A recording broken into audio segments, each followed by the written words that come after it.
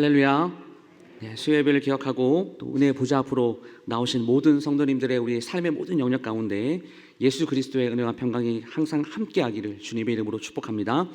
네, 오늘은 이 교회론 15번째 시간으로 교회 교육의 대상이라는 제목으로 오늘 하나님의 말씀 전하겠습니다.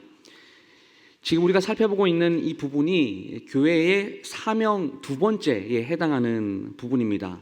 이게 좀 이제 시간이 좀 많이 지났습니다. 그러니까 이쯤에서 우리가 어떤 것을 배우면서 오늘 여기까지 왔는지 핵심만 간단하게 우리가 함께 정리를 해보면요, 첫 번째 시간에는 교회의 사명에 대해서 우리가 마태복음의 지상 명령 구절 이것을 좀 살펴보았습니다.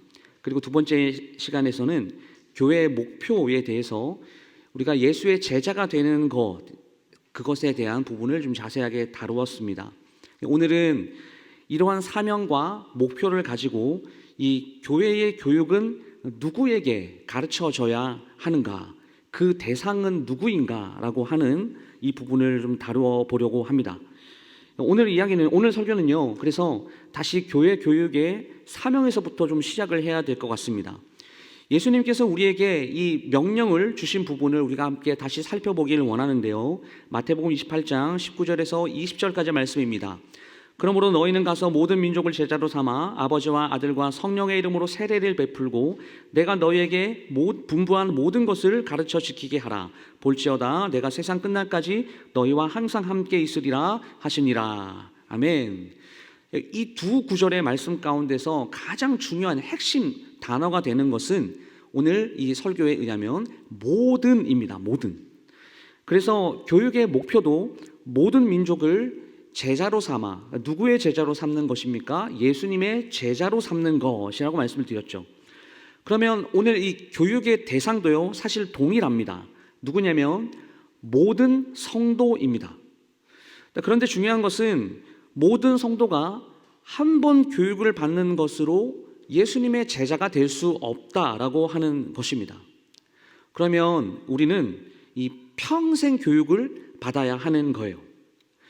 예수님이 분부한 이 모든 이것을 마스터하려면 하루 이틀 가지고 되겠습니까? 당연히 안 되겠죠.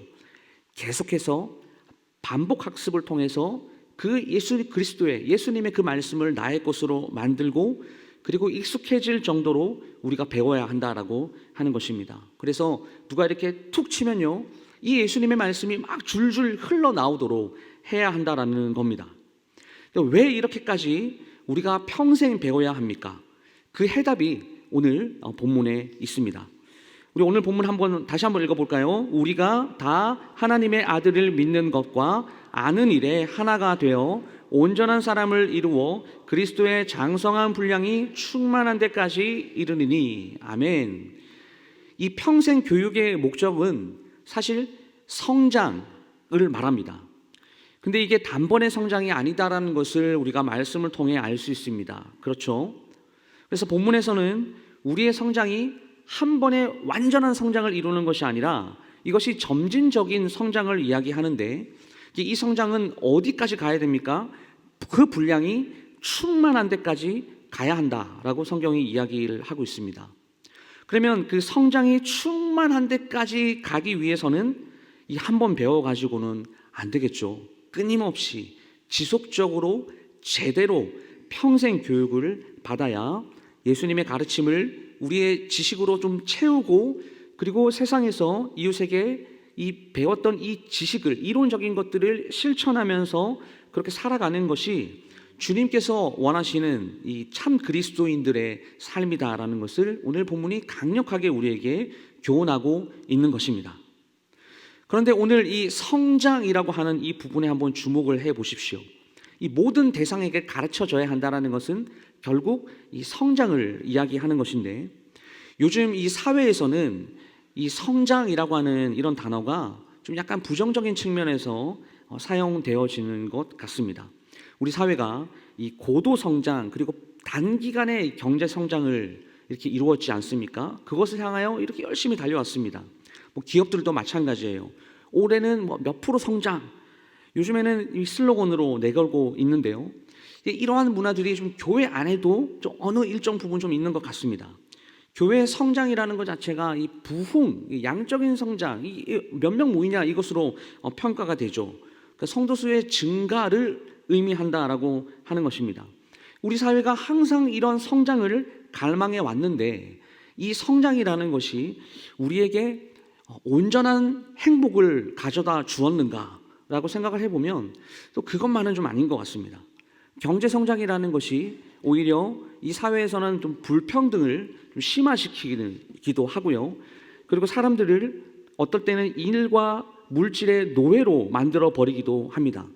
그리고 성장이라고 하는 이 명목 하에 반생명적이고 이 비인격적인 조치들이 또한 기업에서 행해지는 것들을 보게 되죠. 우리 교회는 어떤가요? 교회는 많은 교회들이 이 대형 교회로 성장을 했는데요. 근데 늘 좋지만은 않습니다. 경영적인 논리와 물질적인 논리와 그리고 권력의 논리가 이 교회의 어떤 주요 정신이 되어버렸고 어떤 가난한 자에 대한 관심이나 사랑, 그 대이웃을 향한 이런 가장 중요한 사랑을 실천하는 일이나 거룩이나 정의들은 또 사라진 것 같아 보이는 그런 일부의 교회들이 또 있다라는 거죠. 그래서 하나님께서 원하시는 성장이 이런 성장일까 하는 생각들을 해봅니다. 그래서 첫 번째는 하나님께서 원하는 성장이 뭐냐라고 했을 때 장성한 분량에까지 이르는, 이것이 성경에서는 충만한 데까지 이르는 성장이다라고 이야기하고 있습니다. 이게 무슨 말이냐면요, 세상이 말하는 성장의 기준과 우리 성경이 이야기하고 있는 성장의 기준이 다르다라고 하는 것이에요. 그리스도의 장성한 분량까지 충만하게 성장하는 것입니다. 여러분, 이것을 한번 생각해 보십시오. 이것이 크기나 숫자를 말하는 것일까요? 아니면 그리스도인들이 뭐 2m, 3m, 4m 이렇게 거인이 되어야 된다는 것을 의미하는 것일까요? 아니겠죠. 말씀이 이것을 이야기하고 있는 것은 아닐 것입니다. 그렇다면 본문에서 이야기하고 있는 것은 이게 어느 하나 중요하지 않은 것은 없지만 성장이라는 것이 양적인 측면보다는 질적인 측면에서의 성장을 오늘 말씀이 더 강조하고 있다는 것을 알 수 있습니다. 이런 측면에서 이 성장을 통해서 우리에게 원하는 것은요, 믿음이 점진적으로 계속해서 자라서 어린아이처럼 헛된 것에 미혹되거나 흔들리지 말아라 라고 하는 것이겠죠. 그래서 이 성장을 15절 말씀에 보니까요, 오직 사랑 안에서 자라는 것이다 라고 말을 하고 있습니다. 결국 무엇입니까? 그리스도 사랑 안에서 자라는 인격적인 성장, 이것이 점진적인 성장 가운데 충만해지기 위해서 교회 교육이라는 것은 평생 이루어져야 한다라는 것입니다. 누구에게 이렇게 평생 이루어져야 한다라는 것입니까? 모든 성도들에게 평생 교육이 이루어져야 된다라고 하는 것이에요. 그럼 이렇게 질적인 성장, 좀 더 정확하게 말씀드리면 이 외면과 내면의 이런 점진적인 성장은 결국 어떻습니까? 그 결과가 어떻게 나타날까요? 그 결과는 양적인 성장을 자연스럽게 가져오는 결과를 낳게 되는 것이죠. 제가 아시다시피 내 아이를 키우고 있잖아요. 그래서 지금 생각을 해보면 첫째가 7살 때 광역교회 부임을 했거든요. 근데 지금 초등학교 4학년이 됐어요.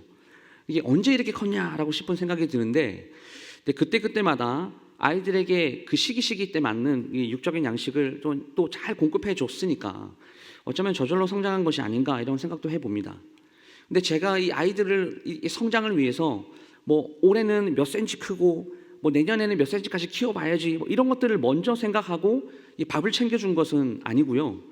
그렇게 계획을 하고 또한 음식을 주는 부모들이 세상에 어디 있을까요? 올해는 막 10cm 키워야지 이런 아마 사람들은 없을 겁니다.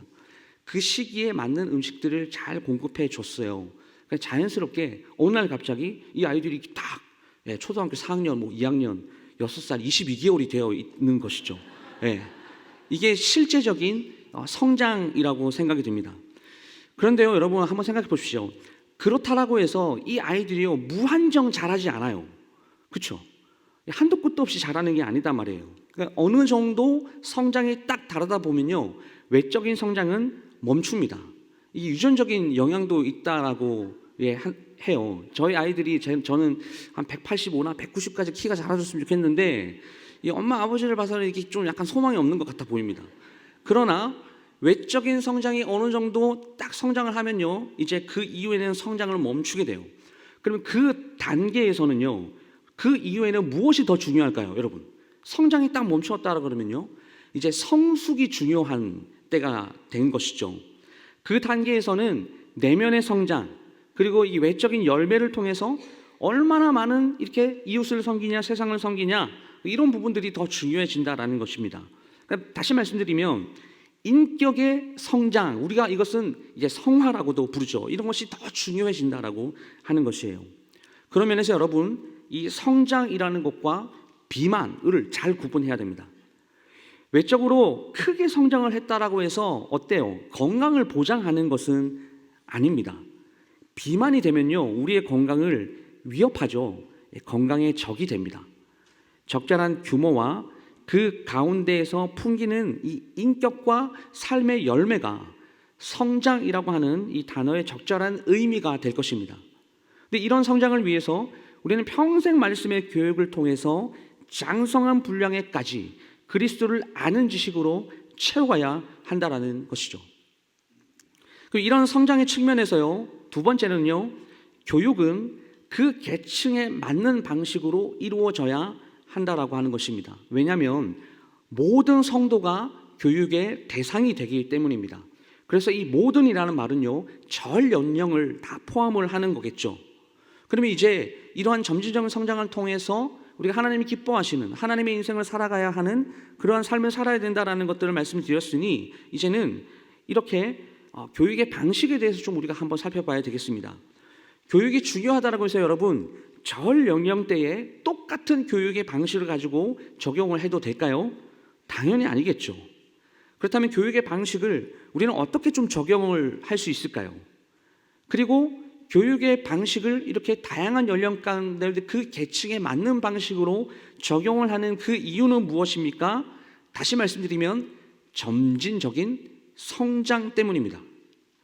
그래서 첫 번째, 자연적인 연령별로요, 나누어서 교육을 할 수가 있어요. 여러분, 어린아이와 어른은 모든 면에서 다 다릅니다. 정신적인 측면에서도 사회적인 측면에서도 다 다르죠. 그래서 우리 교회에서도 이 성도들은요, 연령별로 이렇게 나누죠. 교육부서가 따로 있고요, 그리고 이 장년 교구가 따로 있습니다. 그리고 이 청년부가 있어요. 이렇게 따로 구분지어서 우리는 이렇게 구분을 해 놓았어요. 그 연령에 따른 교육의 방법들이 다 다르게 적용되기 때문입니다. 그래서 아이들에게는요, 우리 교육부서 목사님들이 굉장히 잘하고 계시죠. 네, 작년들과는 좀 달라요. 시청각 자료를 이용해서 이렇게 그 아이들의 수준에 맞추어서 말씀을 전하는 것입니다. 그리고 말씀을 그 설교 시간에 잘 이해하지 못한 친구들이 있다라면 예배 이후에 이 공간 공부도 하게 되죠. 근데 우리의 장년들은요, 말씀에 대한 지식 수준 자체가 어린아이와 다르기 때문에 이렇게 진지하게 말씀을 전해도 뭐 이렇게 아무것도 안 띄워도 듣는 귀가 있어서 여러분들이 이해하시잖아요. 이것이 어린아이와 어른의 차이입니다. 그러므로 똑같은 말씀도 이 교육의 방식도 연령에 따라서 달리해야 한다라는 것이죠. 그리고 두 번째는요, 또 이렇게 자연적인 연령도 있지만 영적인 연령별로 나누어서 교육을 또 할 수 있습니다. 이것은 이 자연적인 연령과는 완전 기준이 다릅니다. 왜냐하면 영적인 연령은 교회 성도들의 이 신앙 성숙도를 판단하는 기준이 되기 때문입니다. 그래서 교회에서는 이런 과정들이 있죠. 세례 교육, 새가족 교육, 직분자 교육 등 이러한 교육들이 있는 것입니다. 이렇게 나누어지는 것이 신앙의 성숙도에 따른 교육의 방식이라고 할 수가 있습니다. 이렇게 자연적인 연령에 따라서 그리고 영적인 연령에 따라서 이렇게 나누어서 그 대상에 따라서 맞춤형 교육을 하는 것은 다시 신앙의 점진적인 성숙을 향해서 더 빠르게 나아가는 데 도움을 줄 수 있다고 하는 것이죠. 사랑하는 여러분, 우리가 지난 3주 동안 이 교회의 사명, 교육이라고 하는 이런 부분들을, 교리의 내용들을 우리가 좀 살펴보았습니다. 그러면 결국 교회 교육은요, 예수님을 닮아서 제자로 성장하는 것이 그 목적인데요. 근데 교회 교육은 세상 교육과는 전혀 다릅니다. 방향도 다릅니다. 그리고 가치도 다르고요. 이렇게 인풋도 다르고 거기에 대해서 이렇게 결과물들도 다 달라요. 이 세상의 교육 과정은 과정도 중요하겠지만 과정보다 더 중요한 것이 결과가 더 중요하죠. 그래서 제가 이렇게 쭉 다니다 보면 이 광남고등학교에 2024년 뭐 대입 수능 해가지고요, 뭐 서울대 몇 명 보냈다, 몇 명 보냈다 이런 것들이 막 현수막에 붙어 있더라고요. 그러나 교회 교육은 그 결과뿐만이 아니라 이 과정도 중요하게 생각을 합니다. 어쩌면 이 점진적 성장, 점진적인 성화라는 이 과정이 우리에게 더 중요할지도 모르겠습니다. 이 성장을 위해서 우리가 무엇을 해야 될까요? 평생 배움의 자리를 떠나지 말아야 한다라는 것이죠. 살아있는 생명체는 자라야 합니다. 그 수준에서 머물러서는 안 됩니다. 그리고 건강하게 또한 자연적으로 성장을 하게 되듯이 예수 그리스도 안에서 이제는 옛것을 다 버리고 새 것이 되었다라고 하는 이 재창조의 이 거듭남의 은혜를 입은 우리 모두는 신앙이 성장해야 한다라는 것이죠. 자라나야 한다라는 것입니다.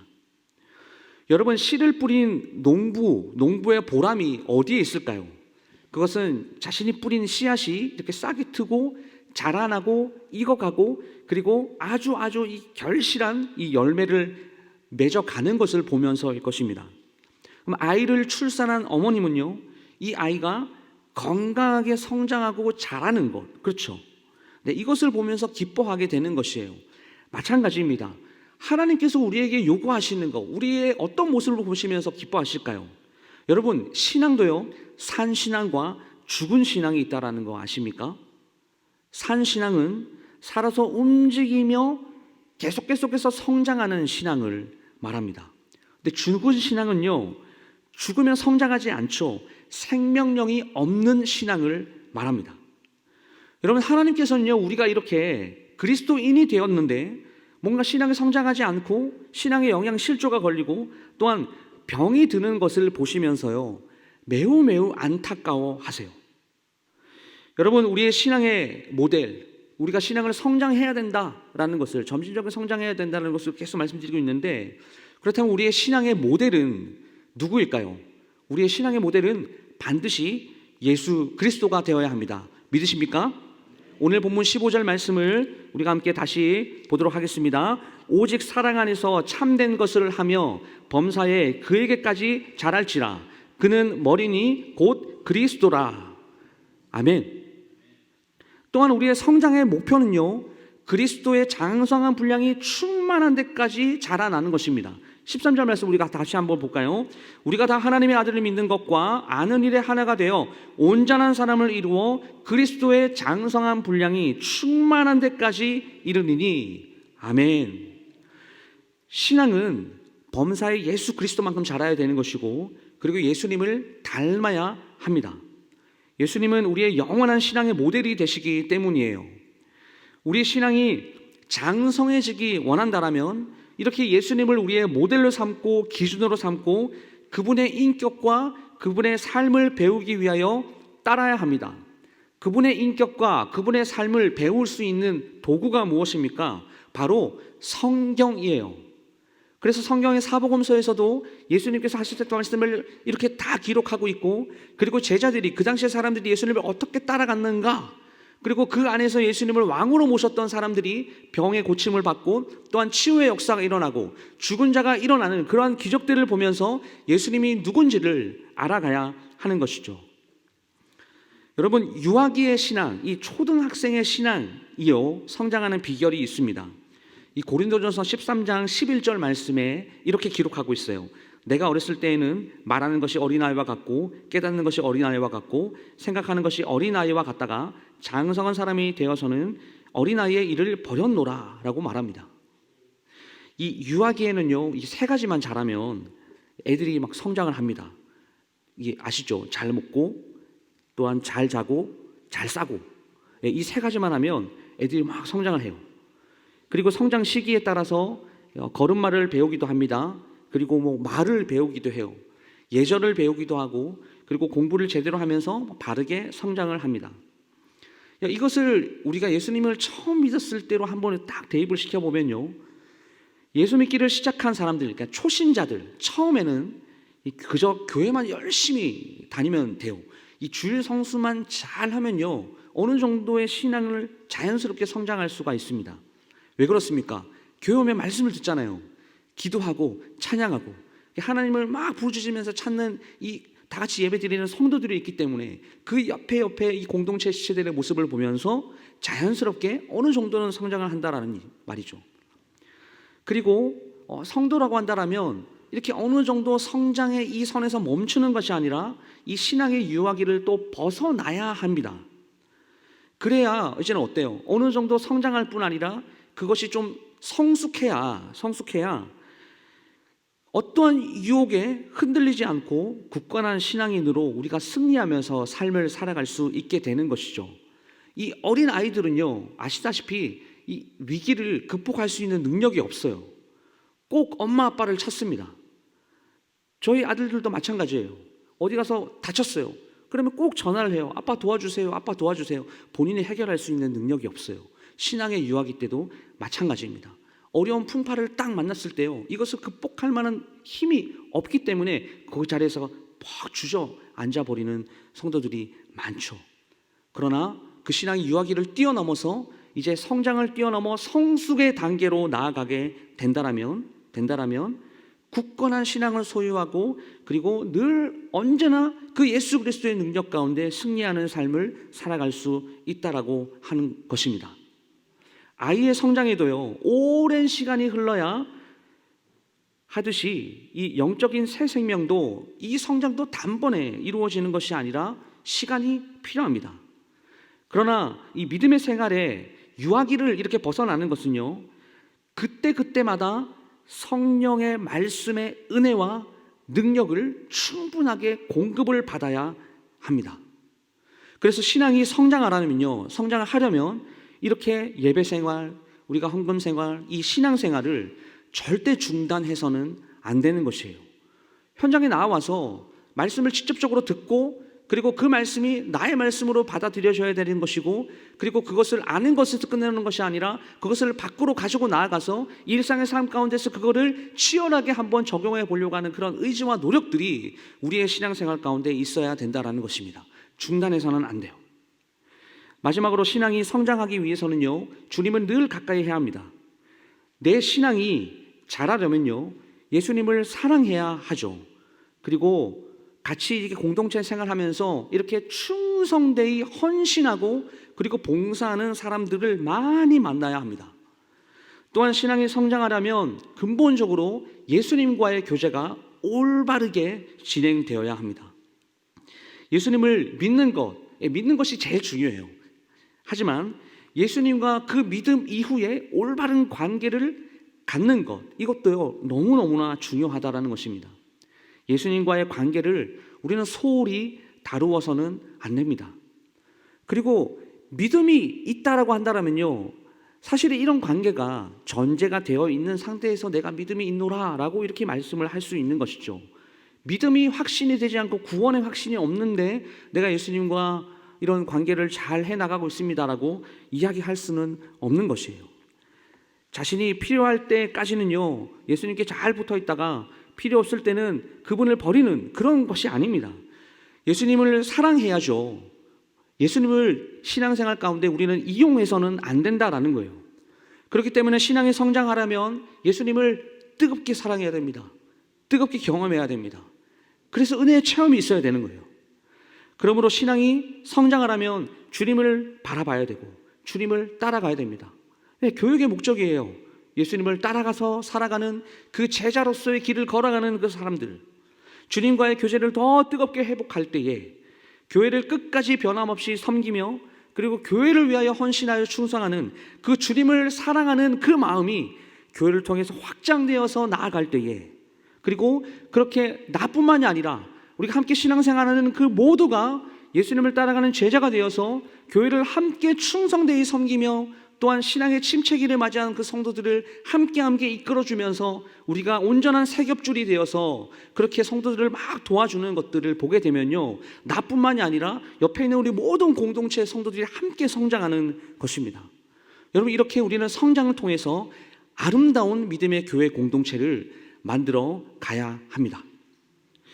오늘 교회 교육의 대상에 대해서 우리가 살펴보았는데요, 주로 성장에 대한 주제를 좀 많이 다뤘습니다. 왜냐하면 대상은 모든 성도라고 답이 나와 있기 때문에 네, 그래서 좀 성장의 측면을 좀 더 많이 강조했던 것 같아요. 교육과 성장은 뗄래야 뗄 수 없는 관계이기 때문입니다. 여러분, 교회 교육은 점진적인 성장이라는 목표로 그 대상에 따라 달리 행해져야 한다라고 말씀을 드렸습니다. 다시요, 모든 교육의 목표가 무엇이라고 말씀드렸습니까? 성장인데 점진적 성장. 여러분, 이것을 꼭 기억하시고요. 이 성장을 위해서 우리는 한 번 아닙니다. 평생 말씀을 배워야 합니다. 단번에 이 성장이 장성한 분량까지 충만해진다면요, 그것은 정말 놀라운 은혜일 것 같아요. 근데 일반적인 상황에서는 그렇지 않아요. 평생 말씀을 배워가야 합니다. 교회는 성도들의 성장에 맞춘 교육을 지속적으로 해야 하는 것이고요, 성도는 배움을 즐겨 해야 합니다. 그래야 신앙 성장을 경험할 수가 있습니다. 우리 모든 성도들의 삶이요, 이렇게 교육을 통해서 그리스도를 아는 지식이 충만하게 채워가시기를 주님의 이름으로 축복합니다. 그뿐만 아니라 이 이론적인 말씀이 실제 삶 속에서 그대로 경험되어지고 체험되어져서, 우리 담임 목사님께서 많이 강조하시죠. 지, 정, 의, 이 세 가지가 균형 잡힌 신앙의 성장을 경험하시는 사랑하는 모든 광연의 성도님들 다 될 수 있기를 주님의 이름으로 축복합니다.